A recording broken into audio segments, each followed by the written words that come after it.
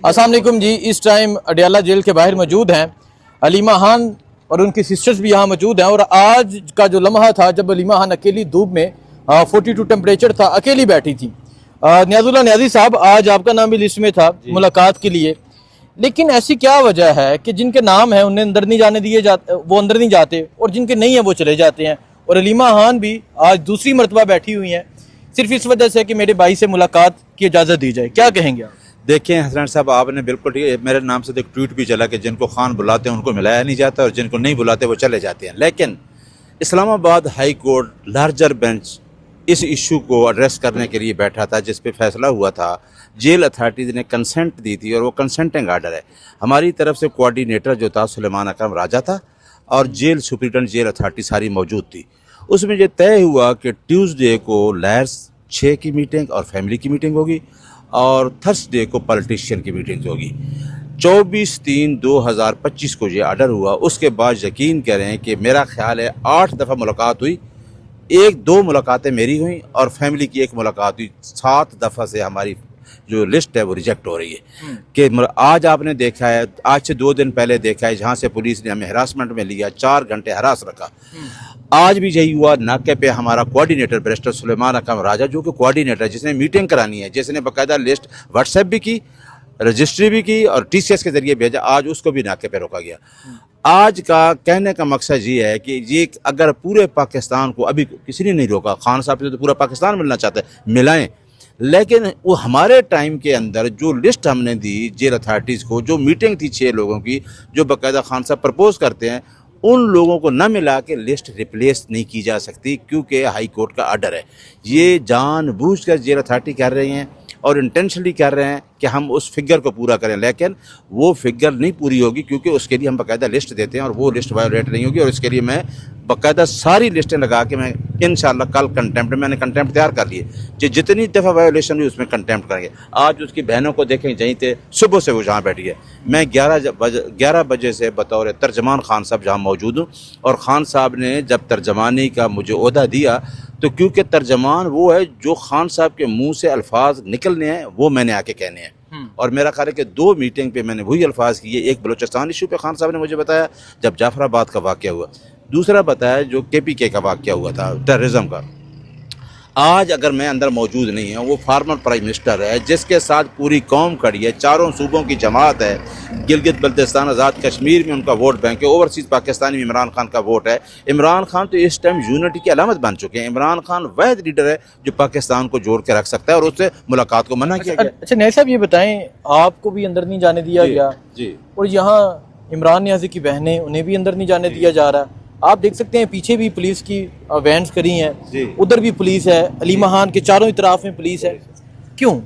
मैं कहता हूँ लोगों को कि एक आदमी से पूरा सिस्टम डरा हुआ है। देखें कि इमरान खान एक ऐसी अलामत बन चुका है कि सिस्टम खौफजदा हो चुका है कि जो ही आपने लोगों को इजाज़त दी, क्योंकि वो पूरा उनकी कोशिश है कि एक वकील को या खान की बहनों को, अभी देखा आपने 3 घंटे से वो हमें कोशिश कर रहे हैं कि जहाँ से चले जाएं। उनको पता है कि थोड़ा सा लोग बाहर निकलेंगे तो पूरा पाकिस्तान बाहर निकल आना है। और एक बात मैं आपको बता दूँ, अप्रैल के तीसरे हफ्ते में इंशाअल्लाह आपको याद है अदलिया की तहरीक में वकला ने लीड किया और मीडिया ने दिखाया कैमरे की आंख से, उसमें सिविल सोसाइटी इन्वॉल्व, क्योंकि इमरान खान ने अब पूरे सिविल सोसाइटी को इन्वॉल्व कर लिया, क्योंकि ऐसे एक्ट हो रहे हैं जो कि लोगों के बुनियादी हकूक़ के ख़िलाफ़ हैं, जिस तरीके से मीडिया पे हमले हो रहे हैं। तो इस दफ़ा ये है कि हम तीसरे हफ्ते में डेट देने जा रहे हैं। इस्लामाबाद में हम लायर्स कन्वेंशन करेंगे। हमारे प्रेसिडेंट हाई कोर्ट बार जो हैं आसिफ निस्वाना साहब और डिस्ट्रिक्ट बार प्रेसिडेंट लाहौर के मुबश्शिर रहमान साहब, दोनों बाज़ हमारे पास हैं। इंशाअल्लाह हम मोबिलाइज़ करेंगे लोगों को, वकला को, सिविल सोसाइटी को। ये जो खौफ का बुत है ना, ये हमने तोड़ना है। जो हमने खौफ का बुत तोड़ा, लोग निकल आएंगे। बहुत शुक्रिया जी। मेजर रिटायर्ड जफर गोंदल साहब। गोंदल साहब, आज की एक तस्वीर लेके पाकिस्तान की कौम तबसरा कर रही है। वो तस्वीर अलीमा खान की अकेले की तस्वीर है जो फुटपाथ पे बैठी हैं, और लोग ये सवाल कर रहे हैं, लोग ये पूछ रहे हैं कि वो लोग जिन्होंने खान के नाम पे वोट दिया, मेंबर कौमी असम्बली हैं, सूबाई असम्बली हैं, वज़ीर हैं, अहदेदार हैं, वो कहाँ पर हैं कि जो बहनें यहाँ अकेली मौजूद हैं। सो आप क्या कहेंगे? और आप देख रहे हैं कि अभी भी पुलिस का मुहासरा है इर्द गिर्द।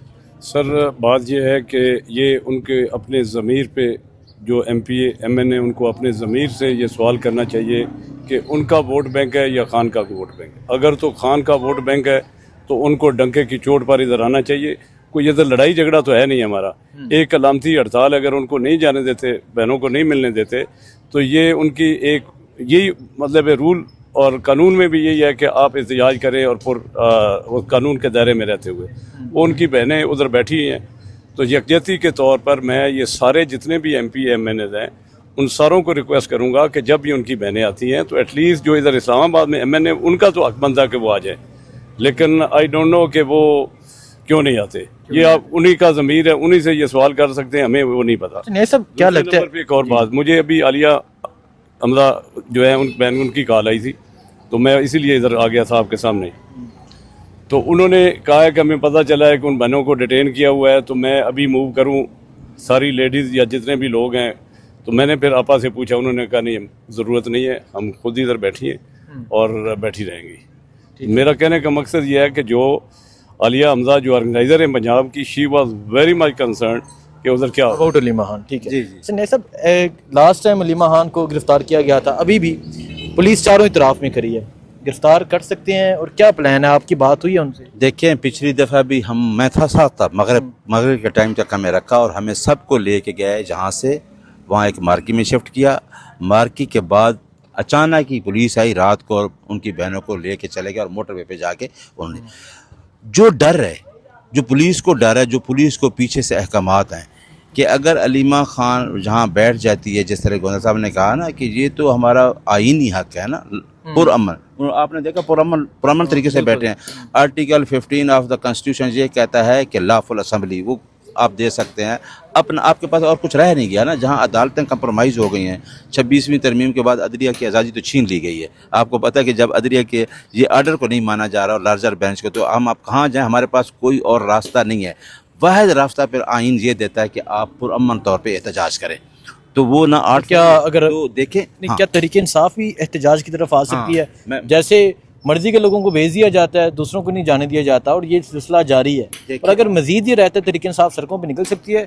क्यों नहीं? मैंने आपको पहले बताया कि हम वकला भी जा रहे हैं अप्रैल के तीसरे हफ्ते में।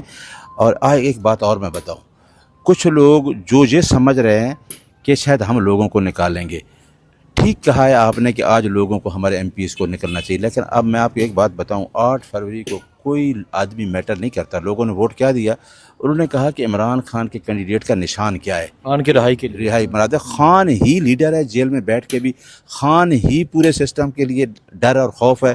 और इंशाअल्लाह खान ने, अगर खान अभी जेल से कह दे ना, आप देखें लोग किस तरह निकलते, लेकिन वो चाह रहे हैं कि मुझे जो मैंडेट चोरी शुदा है ये किसी न किसी तरीके मसला वापस करें। बहुत शुक्रिया जी, थैंक यू, अल्लाह हाफिज़। मेहरबानी।